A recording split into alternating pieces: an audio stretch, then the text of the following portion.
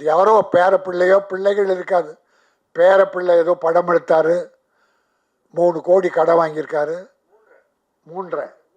3 கோடி கடன், படம் ரிலீஸ் ஆகலை, பணத்தை திருப்பி கொடுக்கல, வட்டி ஏறி ஏறி அது 9 கோடிக்கு மேலே போயிருக்கு. பேசுகிற ஒரு தைரியசாலியான மாமனிதர்னு இவரை சொல்லலாம். அது மட்டும் இல்லாமல் யூடியூப் ட்ரெண்டிங் ஸ்டார் நம்மளோட செல்லக்குட்டி வேற யாரு, கே ராஜன் சார் அவர்களை பேசுவதற்காக அன்போடு அழைக்கின்றேன்.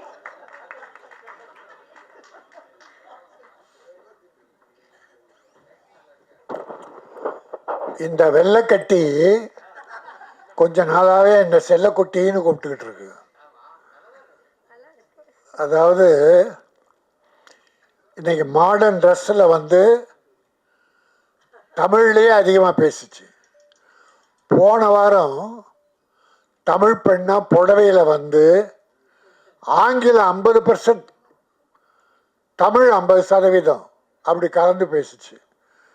நான் தான் சொன்னேன், அழகிய தமிழ் மகளே, நல்லா தமிழ் பேசுகிற, இதுக்கு இடையில் ஆங்கிலத்தை ஏன் உள்ள சொருகிற?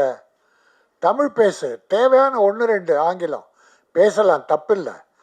நம் தமிழ் இருக்கும்போது இல்லாத போது வேறு இடத்துலேருந்து எடுப்போம். அதனால் இன்றைக்கி ஏறக்குறைய 90-90% தமிழ்லே பேசியிருக்க. உனக்கு என்னுடைய பாராட்டுக்கள். தமிழ் புடவையோடு வா, இன்னும் அழகாக இருப்பேன். தமிழ் மகளாக, அழகிய மகளாக இருப்பேன். இப்போ லீச் புக் சினிமா தயாரித்துள்ள லீச் நம்முடைய அனுப் ரத்னா ப்ரொடியூசர் அண்ட் ஹீரோ. அவர் கதாநாயகன் நடித்திருக்காரு, அவர் தயார் பண்ணியிருக்கார். இசையமைப்பாளர் கிரண் ஜோஷி. 3 பாட்டு நல்லாவே இருந்தது, ரொம்ப நல்லா பண்ணியிருந்தார். நம்முடைய இந்த மேடையை அலங்கரித்தவர் நிஜாம், நடிகர், மிமிக்ரி ஆக்டர், இன்னும் பல்துறை கலைஞர். நிஜாம், நீங்கள் உண்மையிலே ஒரு பல்கலைக்கழகம். இது நிஜம், இது சத்தியம். ஏன்னா உருவம் தான் கொஞ்சம் பெருசாக இருக்குன்னு பார்த்தா உள்ள நிறைய வச்சிருக்கார். அதுதான் உருவமாக இருக்கு. நடிப்பு, பாடல், மிமிக்ரி எல்லாமே. இதில் இன்னொரு பெருமை என்னென்னா, இவங்க கேரளாவிலேருந்து தமிழும் சேர்த்து படம் எடுத்திருக்காங்க. கேரளா, தமிழ், கன்னடா, தெலுங்கு 3 மொழியில் ரிலீஸ் பண்ண போகிறாங்க. தமிழும் நம்பிக்கையோடு எடுத்திருக்காங்க, சிறப்பாக எடுத்திருக்காங்க, அழகாக எடுத்திருக்காங்க. ஒரு த்ரில்லர் ஸ்டோரி, அதை எப்படி அழகாக பண்ணணுமோ அதை பண்ணியிருக்காங்க. கேமரா, ரீ ரெக்கார்டிங் எல்லாமே நல்லா இருக்கு. இது எல்லாத்த விட கேரள சகோதரர்கள் இந்த மேடையில் தமிழ் பேசுனீங்களே, உங்கள் எல்லாருக்கும் என்னுடைய பாராட்டுக்கள். ஹீரோயினி அழகாக பேசு. நான் ஏதாவது தப்பு பேசுகிறதா மன்னிச்சுக்கன்னு கேட்டது. கடைசியில் நன்றி சொன்னையே, அந்த நன்றி தூய தமிழ். நிறைய நல்ல எல்லாருமே அழகாக பேசுகிறேன். ப்ரொடியூசரில், மியூசிக் டைரக்டர்லேருந்து, ஸ்டண்ட்டு நம்ம தம்பி, தமிழ் தம்பி, அவனை தைரியமாக கேரளா கூட்டு போய் படத்தை அழகாக ஸ்டண்ட்டு பண்ணி கொடுத்துருக்காரு. தமிழை நம்பி வந்தால் எந்த தப்புமே வராது, ஞாபகம் வச்சுக்க. தமிழர்களை நம்புவர்கள், தமிழர்கள் தான் அவங்க கெட்டு போவாங்க, ஆனால் அடுத்தவர்களை கெடுக்க மாட்டார்கள். ஆக இந்த தமிழ் படம் லீச், ரத்தத்தை உறிஞ்ச அட்டை, ஒரு அட்டை கிருமி இருக்கு இல்லையா, உடம்புல ஒட்டிச்சுன்னா இருக்கிற ரத்தத்தெல்லாம் உறிஞ்சிருமா. அதை போல இன்றைக்கு சமுதாயத்தில் உள்ள அரசியல்வாதிகள், அதிகாரிகள், பெரும் பெரும் கோட்டீஸ்வரர்கள் ஏழைகளின் ரத்தத்தை உறிஞ்சுகிறார்கள். ஏழைகளை ஏழைகளாக வைத்திருக்கிறார்கள். கோட்டீஸ்வரன் ஏறிக்கொண்டே போகிறான். இன்னைக்கு இந்தியாவில் இருக்க 3வது பணக்காரன் பார்த்தா உலகத்திலே 3வது பணக்காரன் யாருன்னு பார்த்தா உங்களுக்கு தெரியும். நம்ம அரசியல் வேண்டாம், ஆனால் திட்டமிட்டு ஒரு ஒரு குடும்பத்தையே உலக பணக்காரனாக்கி இருக்கிறாங்க. ஏழைகளை இன்னும் ஏழை ஆக்கிக்கிட்டே இருக்காங்க. ஆக இந்த அட்டை உறிஞ்ச ரத்தம் மாதிரி தான். ஏழைகள் 80 கோடி பேருக்கு உணவு 5 கிலோ அரிசி இனமாக தரேன்றாங்க. ஏன் கொடுக்குற? 75 வருஷம் ஆச்சு சுதந்திரமாகி, இன்னும் ஏன் ஏழைக்கு 5 கிலோ கொடுக்குற? அவன் உழைச்சி பிழைக்க வேலை வாய்ப்பை கொடுக்க வேண்டியதானே. வேலை செய்து பிழைக்கணுமே தவிர குடும்பத்தை காப்பாற்றணும். ஆனால் அடுத்தவன் ரத்தத்தை உறிஞ்சுகிற அட்டைகள் இருக்கிற காரணத்தால் ஏழைகள் ஏழைகளாகவே போய் கொண்டிருக்கிறார்கள். ஆக இன்றைக்கு இந்தியாவிலே அது நிறைய பேசு பொருளாகி இருக்கிறது.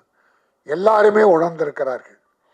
ஆகவே என் அருமை சகோதரர்களே, அடுத்தவர்களை வாழ வைப்போம், நாம் வாழுவோம், அடுத்தவர்களையும் வாழ வைப்போம். நான் ஒரு சில விஷயம் சொல்லுவேன். ஆத்மா, புண்ணியாத்மா, மகாத்மா. ஆத்மா நமக்குள்ளே இருக்கிறது.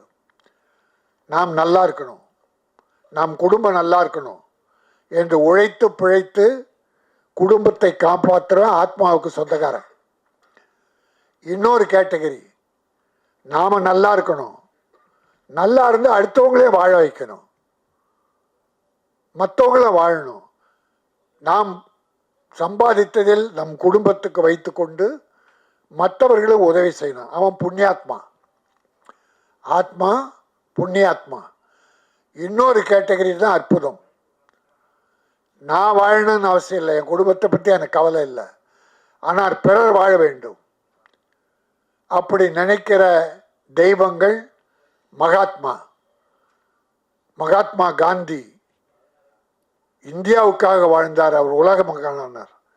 அன்னை தெரேசா உலகத்துக்காக வாழ்ந்த தாய். அன்னை தெரேசா கல்யாணம் ஆகியிருந்தா ஒரு 2 குழந்தைகளுக்கு தாயாக இருக்கலாம். ஆனால் கல்யாணம் செய்து கொள்ளாமல், கருவுறாமல் பிற குழந்தைகளெல்லாம் உலக மக்களை காப்பாற்றினார்களே, அதனாலே அவர் உலகத் தாயானாள். பெருந்தலைவர் காமராஜ் தன் தாயை கூட கவனிக்காமல், தன் உறவுகளை கவனிக்காமல் தமிழக மக்கள், இந்திய மக்களை காப்பாற்றினாரே, அவர் மகாத்மா. நம்முடைய அப்துல் கலாம் தன் குடும்பம் பாராது, இந்திய மக்கள் உயர வேண்டும், உலகம் உயர வேண்டும் என்று பாடுபட்டாரே, அந்த அப்துல் கலாம் மகாத்மா. நான் இதை சொல்வதன் மூலம் எல்லாருமே மகாத்மா ஆக முடியாது, புண்ணியாத்மா ஆகலாம். நாமும் வாழ்ந்து நம் குழந்தைகளை, குடும்பத்தை காப்பாற்றி மற்ற பொருளில், மிஞ்சுகிற பொருளில் பிறருக்கு உதவி செய்து அந்த குடும்பத்தையும் காப்பாற்றினால் புண்ணியாத்மா ஆகலாம். அதுதான் மனித பிறவி. இன்றைக்கு சினிமா எப்படி இருக்கிறது? தமிழ் சினிமா என்றால் நொந்து போயிருக்கிறது, வெந்து போயிருக்கிறது. சின்ன ப்ரொடியூசர் மட்டுமல்ல, மிகப்பெரிய கம்பெனிகள்லாம் சிரமத்தில் ஆழ்கிறார்கள், பொருளாதார சிரமத்தில் ஆழ்கிறார்கள். பெரிய கம்பெனிகள்லாம் தோல்விகளை தழுவி கொண்டிருக்கிறது. இந்த கார்பரேட் கம்பெனிகள் வந்துதான் தமிழ் சினிமா மிக மோசமான நிலைக்கு போவதற்கு காரணமே கார்பரேட் கம்பெனி என்பது உண்மை. இந்த சம்பளத்தை ஏற்றி ஏற்றி ஏற்றி அவங்க தான் சின்ன ப்ரொடியூசர் கூட பிழைக்காம பண்ணிட்டாங்க. இது எல்லாத்த விட கொடுமை என்னன்னா, தமிழ் சினிமாவின் தலைமகன், உலக நடிகர்களுக்கெல்லாம் தலைவன், தமிழ் சினிமாவின் அடையாளம் நடிகர் திலகம் சிவாஜி கணேசன். ஏழையாய் பிறந்து நாடகங்களை நடித்து பராசக்தியின் மூலமாக கதாநாயகனாகி உலக நடிகனாக உயர்ந்து காட்டியவர். பேருங்க அண்ணா சொன்னார், தென்னாட்டு மார்லன் பிராண்டோ. ஆனால் தென்னாட்டு பிராண்டோவில் இவர் தான் உலக நடிகர், அப்புறம் தான் பிராண்டோலாம். அப்படிப்பட்ட உழைத்தால் உழைத்து உழைத்து தமிழை, நடிப்பை உலகத்துக்கு எடுத்து காட்டிய அந்த சிவாஜி கணேசன் வீடு இப்பொழுது ஏலம் போவதற்கு நோட்டீஸ் ஒட்டப்பட்டு விட்டது. கோர்ட்டிலிருந்து ஆர்டர் வந்து விட்டது. இந்த சினிமாவில் ஒற்றுமை இருந்தால் அது யாரோ பேரப்பிள்ளையோ பிள்ளைகள் இருக்காது. பேரப்பிள்ளை ஏதோ படம் எடுத்தாரு, 3 கோடி கடன் வாங்கியிருக்காரு. 3 கோடி கடன், படம் ரிலீஸ் ஆகலை, பணத்தை திருப்பி கொடுக்கல, வட்டி ஏறி அது 9 கோடிக்கு மேலே போயிருக்கு. ஏறும், வட்டிக்கு வாங்கினா ஏறதான் செய்யும், நம்ம அவங்கள குறை சொல்ல.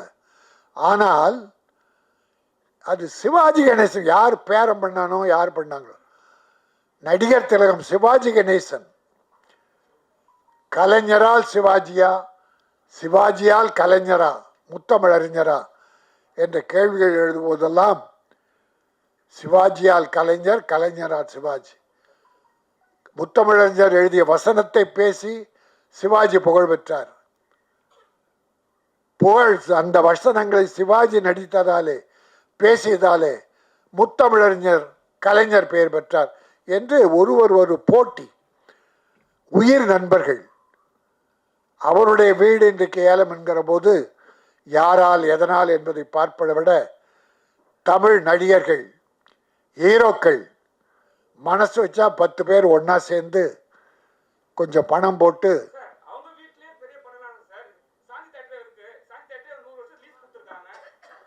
சாந்தி லீஸா இல்லை நான் இல்லை தம்பி விளக்கம் சொல்கிறாரு, எனக்கு தெரியாது. தம்பி தப்பு இல்லை இருக்கட்டும், எனக்கு தெரியல. நான் ஒரு வேண்டுகோளாக வைக்கிறேன் சிவாஜிக்காக. அது என்ன வழி இருக்கோ.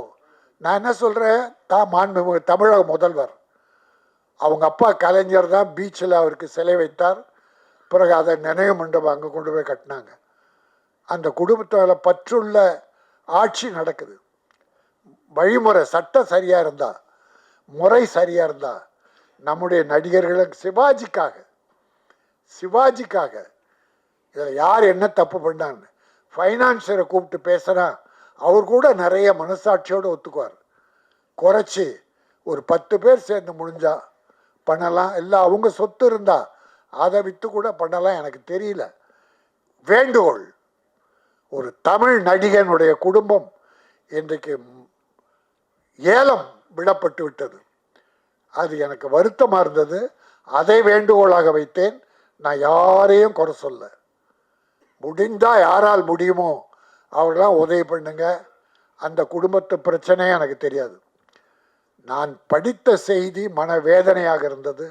அதனால் யாராவது தமிழக அரசோ, தமிழ் சினிமா ஹீரோக்களோ, இல்லை நடிகர் சங்கமோ எல்லாரும் ஒன்றா சேர்ந்து ஏதாவது உதவி செய்து சிவாஜி வீட்டை காப்பாற்றுங்கள். அவங்க பிள்ளை அதை பற்றி இல்லை. பிரபு கூட நல்லா தான் இருக்கார், நிறைய படம் பண்ணிட்டு இருக்கார். அவர் ஒரு வேண்டுகோள் வச்சா கமலஹாசன் பண்ணலாம். அந்த குடும்பத்து மேலே அவ்வளோ பாசம் உள்ளவர். நடிகர் திலகத்தின் காலடியிலே கிடப்பார். ஒய்ஜி மகேந்திரனும் கமலஹாசனும், சூப்பர் ஸ்டார் ரஜினிகாந்த் சாரும், மற்ற விஜய், அஜித் எல்லாரும் சேர்ந்தா கூட காப்பாற்றிடலாம். எனக்கு என்ன வழின்னு தெரியல, என்ன சொல்றதுன்னு தெரியல. ஒன்று வேண்டுகோளாக இதை வைக்கிறேன். யார் மேலேயும் நான் குறை சொல்ல வரல. இப்பொழுது இந்த படம் லீச் மிகப்பெரிய வெற்றி பெற்று மக்கள் மனதிலே ரீச் ஆக வேண்டும். இது ரீச் ஆகும். தமிழை நம்பி வந்திருக்கிறார்கள். தமிழர்கள் நம்பி அவர்களை கைவிட மாட்டார்கள். ஆகவே என் அருமை தம்பி தயாரிப்பாளர், மியூசிக் டைரக்டர், நடிகர் நிஜாம், ஸ்டண்ட் நடிகர், டெக்னீஷியன்ஸ் எல்லோருமே மிக அற்புதமாக செய்திருக்கிறார்கள். படம் மிகச்சிறப்பாக இருக்கிறது. சின்ன படங்கள் இன்றைக்கு ஓடுகிறது, மக்கள் விரும்புகிறார்கள். பெரிய நடிகர்கள் நடித்த படம்லாம் 6 மாதத்தில் பார்த்தா காணாமல் போயிடுச்சு. சின்ன படங்கள் 10-15 படங்கள் இந்த ஆண்டிலே சென்ற ஆண்டு வெற்றி பெற்றிருக்கிறது. ஆக படம் ரிலீஸ் ஆன பிறகு தான் இது சின்ன படமா பெரிய படமானே தெரியுது. மக்கள் முடிவு பண்ணுறான்.